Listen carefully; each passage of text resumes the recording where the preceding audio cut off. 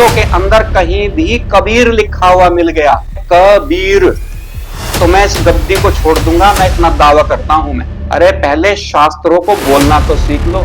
कभी शास्त्र बोलते हो, हैं? शास्त्र होता नहीं, शास्त्र नहीं होता, शास्त्र होता है। और वेदों को वेदा बोलता है तुम्हारा गुरु, वेदा। वेदा नहीं होता, वेद होते हैं भाई।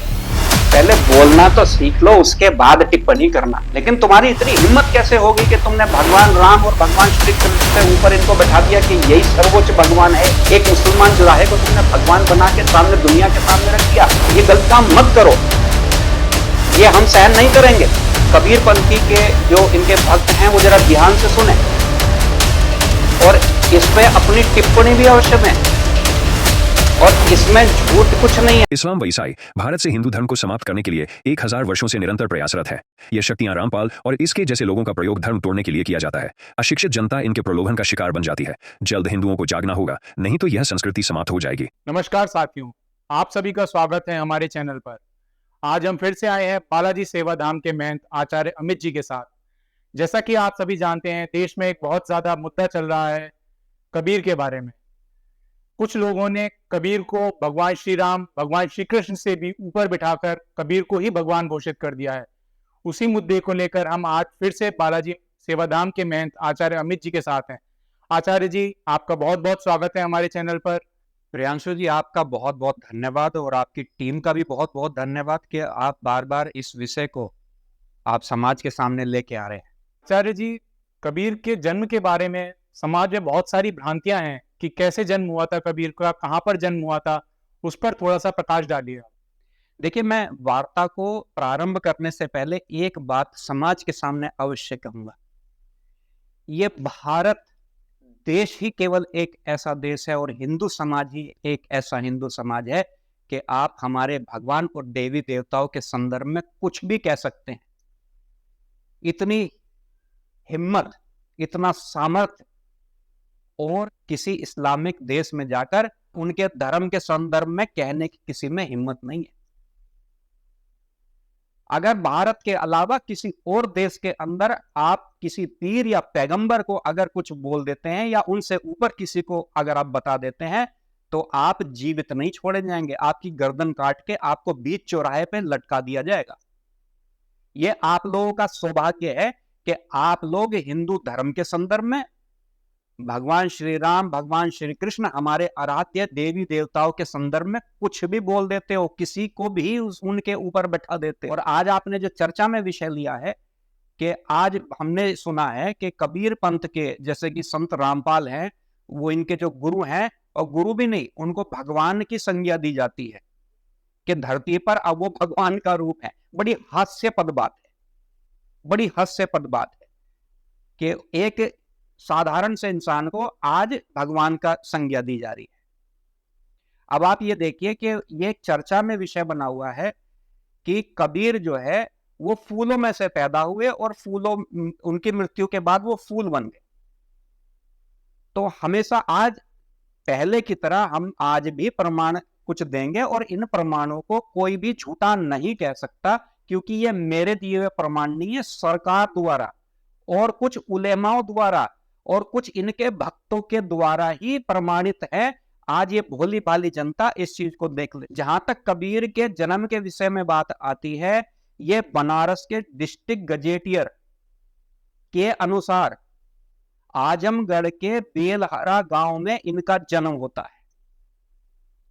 और बेलहर पोखर पटवारी के कागजों में आज भी जिस जुलाहो की बस्ती में इनके जन्म का उल्लेख मिलता है, आज भी उसके लिखित प्रमाण आज हैं, लिखित प्रमाण हैं।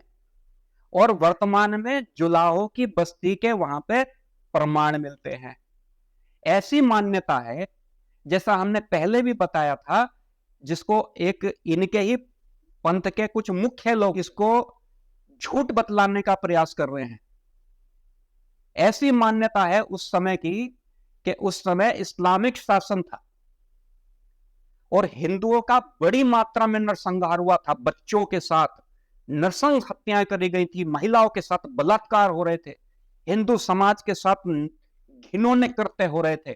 ऐसे में इन जुलाहों की बस्ती के ऊपर भी नरसंहार हुआ और उसमें बहुत जुलाहों के परिवार मुसलमान बन गए। आज भी इस बात के प्रमाण है। आचार्य जी, जैसी कि भ्रांति जन्म के साथ जुड़ी हुई है, वैसी ही भ्रांति कबीर की मजार के साथ भी जुड़ी हुई है कि मृत्यु के बाद कबीर का क्या हुआ था। देखिए, भ्रांति किसी प्रकार की नहीं है, भ्रांति बनाई गई है इनके संत और गुरुओं के द्वारा, जिससे कि एक भोले समाज को भ्रमित कर दिया जाए। एक अशिक्षित, जिसपे शिक्षा नहीं है, अशिक्षित समाज को इन्होंने बहकाने और फुसलाने का काम किया है और जिसमें ये सफल भी रहे हैं और हिंदू समाज को तोड़ने का काम किया है। जहां तक इनकी मजार के संदर्भ में बात आती है, उसके संदर्भ में भी पूरा इसमें शोध हो चुका है। इसमें किसी भी प्रकार का कोई संशय नहीं है कि कबीर एक मुसलमान थे। और जहां तक कि इनकी मजार के संदर्भ में आता है, इसको मैं कबीर पंथी के जो इनके भक्त हैं वो जरा ध्यान से सुने और इस पे अपनी टिप्पणी भी अवश्य दें। और इसमें झूठ कुछ नहीं है, इसको जरा अवश्य समझ ले। आईनाए अकबरी, अबू फजल ने अपनी किताब में उत तबारिक, दिल्ली, पेज नंबर 46 में इनकी मजार के संदर्भ में उल्लेख किया है कि इनको वहां पर दफनाया गया था। और मैं आपको बता दूं इसी बीच में कि ये हिंदू धर्म का कबीर इतना बड़ा विरोधी था कि सभी हिंदू मान्यताओं का विरोध किया। जहां जहां भी हिंदू मान्यताएं थी, चाहे वो तीर्थों पे जाना था, चाहे मूर्ति पूजा थी, सबका विरोध किया इसने। और काशी में जाकर इसने पूरा इस्लाम के तहत हिंदू धर्म को बदनाम करने के लिए इसने स्वयं ये कहा कि मगर में ही जाकर मेरी कब्र बनाना। ये कबीर की ही वाणी है। उसके बाद शेख अली, किताब एराइस ए महफिल, पेज नंबर 93 में इसका उल्लेख मिलता है। उसके बाद धनी धर्मदास के बारे में शायद ऐसा हो कबीर पंथी में जो ना जानता हो, क्योंकि इन्होंने अपना एक बहुत बड़ा पंथ बनाया था कबीर के नाम से।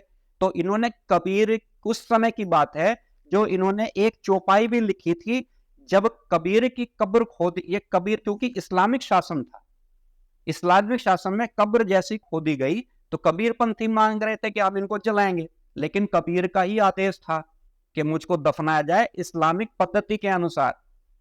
मुस्लिम शासकों ने हिंदुओं का मूर्ख बनाने के लिए उसको रातों रात वहां से गायब कर दिया। देखो धर्मदास जी क्या कहते हैं, खोद के देखी कब्र गुरु देह ना पाहिया, खोद के देखी कब्र गुरु देह ना पाहिया। यानी कि जब गुरु की कब्र खोद के देखी गई तो गुरु उसमें नहीं थे। इससे बड़ा प्रमाण और क्या दिया जा सकता है, आप मुझे बताएं। उसके बाद कुछ लोग और भी प्रमाण मांगते हैं इसके कि ये एक मुसलमान थे या नहीं थे, उस संदर्भ में भी देख लीजिए। इसमें मेरा कहना नहीं है, मैं आज कबीर पंथ के उन्हीं सभी भक्तों के सामने ये खुलासा कर रहा हूं कि कबीर मुसलमान थे, ये मैं नहीं कह रहा। उस समय के जो अंग्रेज राइटर थे उनके मुंह से भी आप सुन लीजिए। एक का नाम था व्हील और डॉक्टर क्यूल्ट, उन्होंने मुसलमान होने की अपनी पुस्तकों में पुष्टि करी है। उसके बाद दबिस्तान ए मजाहिब, पृष्ठ 200 में कबीर जलाहा जाद की अजमो बिहादान मसूर हिंद अस्त पुस्तक में इनके मुसलमान होने का जिक्र है। और जो भगवान के रूप में से पूज रहे हैं, तो मैं उनके संदर्भ में भी कहना चाहूंगा कि इनके जो खलीफा थे, इनके जो गुरु थे, उसका नाम था शेख ताकी।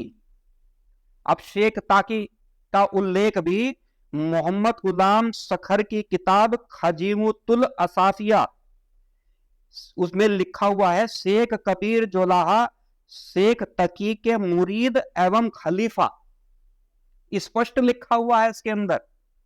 इसमें हमने कुछ नहीं लिखा हुआ, ये सारा कबीर के जो गुरु है उनके ऊपर जो अध्ययन और शोध किया है, ये उसी समय के लोगों ने, जब ये काफी चर्चित हो गए थे, तो उसी समय के लोगों ने इनके ऊपर जो पुस्तकें लिखी थी, उन्हीं ने ये सब चीज छापी है, हमने नहीं छापी। अब शेख ताकी ने इन्हें अपना मुरीद स्वीकार कर लिया। और इसके संदर्भ में एक कथा भी है, कहानी भी है कि ये बल्ख और बुखारा की यात्राओं पे दोनों गए, बल्ख और बुखारा की यात्रा पे दोनों गए। वहीं से इसने सारी शिक्षाएं कबीर ने वहां से ली, चौपाइयां, दोहा, जो भी सीखा अपने गुरु से सीखा इसने। और जहां गुरु रामदास का जिक्र आता है, हिंदू धर्म को पागल बनाने का जो काम करा जा रहा है, जहां गुरु रामदास जी का जिक्र आता है कि गुरु रामदास को इन्होंने अपना गुरु बनाया था, पूरी तरह से झूठ है। हिंदू धर्म को बदनाम करने का एक इन्होंने बहुत अच्छा बहाना बनाया है। गुरु रामदास जी ने पूरे समाज के सामने बोल दिया था कि यह मेरा शिष्य नहीं है, क्योंकि एक अनपढ़ अशिक्षित को वो शिष्य बना ही नहीं सकते थे। ये मदरसे में भी पढ़ना गया, लेकिन इसका मन नहीं लगा, ये वहां से भगा दिया गया। इस पे एक शब्द लिखना आता था, अल्लाह, अल्लाह। ये उस अल्लाह के अलावा कोई शब्द लिखना ही नहीं जानता था। इसने जो भी शब्द और चौपाइयां सीखी, शेख ताकिर से सीखी। अब सुनिए, जब ये अपनी यात्रा से लौट रहे थे तो उस दौरान जो है शेख ताकी ने इसको जो भोजन दिया, वो चावल और सब्जी दिए, और वो बासी थे। उससे खा के कबीर को हैजा हो गया। और ये अपनी चौपाइयों में लिखते हैं, कबीर लिखते हैं चौपाइयों में, साग भात जिरवानी माठा हमरे पीर के एही हाथा। और उसे खाने के बाद जब ये बीमार हो गए, तड़प गए जमीन में, बुरी तरह से ये बीमार होकर तड़प रहे थे, तो इन्होंने जब अपने खलीफा को ये शब्द कहे, और जब इसके खलीफा को इसके ऊपर क्रोध आया, तो उसने भी एक चौपाई इसके ऊपर लिख दी, एही छोड़ और क्या खा है माटी, तो ऊपर पांडे 6 मास की टाटी। टाटी का मतलब समझ जाओ। इसको इतने बुरे अपशब्द उसने बोले, और ये 6 महीने तक कबीर बीमार रहा। आज भी इसके नाम से झूसी में 2 नाले हैं, एक कबीर नाला, दूसरा कौन सा है, लोटन नाला। आज भी 2 नाले इसके ऊपर है। अच्छा, बैसकोट कबीर एंड कबीर पंथ 1907 में पुस्तक में इसका उल्लेख किया गया है, पढ़ लेना। बैसकोट कबीर एंड कबीर पंथ 1907 पुस्तक में इसका उल्लेख किया गया है। इससे ज्यादा प्रमाण इसके जन्म के कोई और हो नहीं सकते। देखो, जब हमारी अगली हम भगवान श्री राम के संदर्भ में, भगवान श्री कृष्ण के संदर्भ में चर्चा करेंगे, जो जहां पर यह गीता के और रामायण के उल्लेख देता है, हम सारे आपके सामने, सारे के सामने उल्लेख करेंगे। पहली बात, एक बात और सुन लीजिए, कबीर शब्द जो है वो फारसी का शब्द है, संस्कृत का शब्द नहीं है। ना कबीर को संस्कृत आती थी, ना संत रामपाल को संस्कृत आती है, ना इसके जितने भी अनुयायी हैं उनको किसी को भी संस्कृत नहीं आती है। उन्होंने कभी कोई वेद नहीं पढ़ा, और जो वेद की पुस्तकें उठा के लेके आए हैं, असली वेद हम आपको दिखाते हैं। ये ऋग्वेद है। मैं सभी दर्शकों से यह प्रार्थना करता हूं कि जो भी, जिसको भी वेद चाहिए, असली वेद हम आपको देंगे। और कहीं भी अगर उसके वेदों के अंदर कहीं भी कबीर लिखा हुआ मिल गया, तो मैं इस गद्दी को छोड़ दूंगा, मैं इतना दावा करता हूं मैं। और आपको मैं एक चीज और बता दूं कि हमारे 4 वेद हैं, लेकिन आज वर्तमान में वेदों के साथ छेड़खानी करके पता नहीं झूठी टीकाएं और दर्शन तो 250 से ऊपर बनाती हैं लोगों ने, यही झूठ और मक्कारी करके। कहीं भी कबीर शब्द अगर आपको वेद के अंदर मिलता है, कबीर, तो मैं अपनी गद्दी छोड़ने के लिए तैयार हूं। प्रमाण की कोई आवश्यकता ही नहीं है। किसी, इतना झूठ फैलाया गया है। एक तरफ कबीर वेदों का और शास्त्रों का खंडन करता है, दूसरी तरफ संत रामपाल शास्त्रों के अनुसार पूजा विधि को बताता है। तो भैया सच कौन बोल रहा है? तुम में से दोनों में से सच कौन बोल रहा है? अगर तुम वेदों के अनुसार, शास्त्र विधि के अनुसार भगवान की पूजा बताते हो तो तुम कबीर को नहीं मानते थे, और तुम अगर कबीर को मानते हो तो वेदों का तुम खंडन करते हो। कभी तुम अपनी वीडियो के माध्यम से कहते हो कि तुम साक्षात्कार को भी मानते हो, कभी तुम अपने अनुयायियों को निराकार की पूजा बताते हो। तुम द्वैत और अद्वैत को समझने में ही कंफ्यूज हो, तुम अपने आप में ही कंफ्यूज हो कि तुम्हें करना क्या है। पहले इस संस्कृत भाषा को सीखो, उसके बाद वेदों के ऊपर चर्चा करना। जब तुम्हारे गुरु को ही संस्कृत नहीं आती, उल्टा सीधा जहां से मनगढ़ंत कहानी बना के तुमने दुनिया के सामने कर दिया। आज जो हमने आपको अभी फिलहाल जो हमने आपको प्रमाण दिए हैं, इनकी जरा अपने स्तर से खोजबीन करो, और इसमें अगर कुछ गलत मिलता है तो जो पुराने इतिहासकार हैं उनके कान मरोड़ो। इसी के साथ अब मैं अगली बार आपसे दोबारा मिलूंगा रामायण की और गायत्री के संदर्भ में। जो रामपाल ने ये जो कहा है ना कि गायत्री केवल ऋग्वेद तक ही सीमित है, तो मैं उसमें भी बताऊंगा कि ऋग्वेद क्या, पूरे चारों वेदों के अंदर गायत्री के स्रोत हैं। पूरा गायत्री चारों वेदों के अंदर है, पूरा गायत्री उपनिषदों के अंदर भी है। उपनिषद को दर्शन भी कहा जाता है। अरे पहले शास्त्रों को बोलना तो सीख लो। कभी शास्त्र बोलते हो, शास्त्र होता नहीं, शास्त्र नहीं होता, शास्त्र होता है? और वेदों को वेदा बोलता है तुम्हारा गुरु। वेदा वेदा नहीं होता, वेद होते हैं भाई। पहले बोलना तो सीख लो, उसके बाद टिप्पणी करना। अगर तुमने ये मन बना लिया है कि तुम्हें ब्राह्मणों को ही कोसना है, ब्राह्मणों को ही गाली देनी है, तो देखो फिर उसमें कुछ बात नहीं। तुम मानो कबीर को, कबीर को मानने को हम कब मना कर रहे हैं, लेकिन किसी की भावनाओं को आहत मत करो।